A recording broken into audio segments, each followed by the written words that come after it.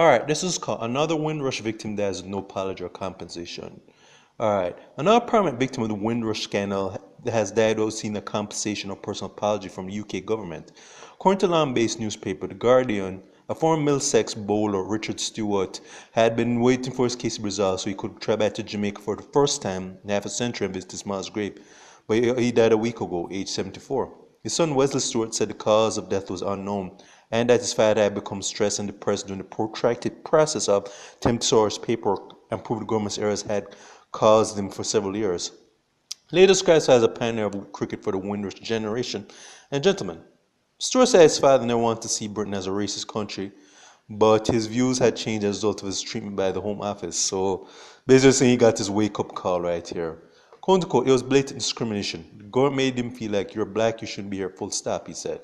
All across England are currently preparing for Windrush Day, the annual event commemorating the arrival of the ocean liner Empire Windrush in June 1948, carrying 492 passengers for the Caribbean, marking the symbolic beginning of a more multicultural Britain. Or basically, what they wanted to do was some more slaves, proverbial slaves that they could use to do cheap labor just to benefit a lot of the native British. But I digress. However, there has been a mixture of attitudes to the day among those affected by the immigration scandal, which thousands of people who had arrived legally in the UK in the 1950s and 60s were only categorized as illegal immigrants by the Home Office. What I meant to say is that those racist white supremacists in Britain, they want these damn niggers in their country. All right, yeah, they use them to help build up their country, country like build due to cheap labor, but they don't see them as equals. That's what that meant to say. Last year, Theresa May, thank God that this woman is finally on her way out, announced that annual $500 grant to fund events celebrating contributions made by the British Caribbean communities over the last 70 years, per attempt to apologize for the mistake, which was a direct result of hostile environment policies she introduced as Home Secretary in 2012. Please.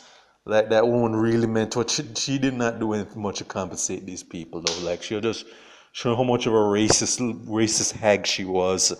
Alright, and this guy basically who was what's his name? Richard Stewart, who is a notable victim of this victim of this.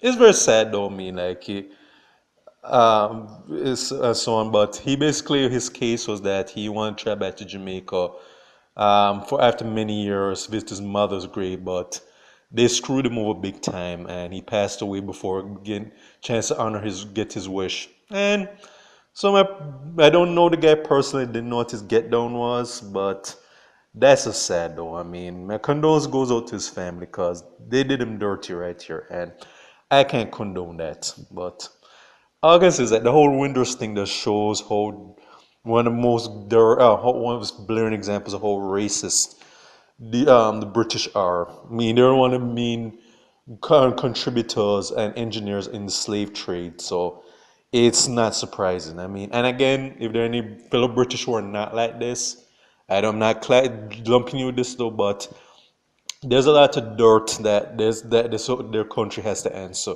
to be held accountable for, and this is just a notable example. So it's just disgusting. That's all I can really say. That this is disgusting what they did to this guy and his many other people who are part of the Windrush, part of the Windrush generation. So, anyways, this will go into stay to Jamaica and Caribbean, and check my YouTube pages, Miles Goose and Farron, Miles Just Productions. Okay.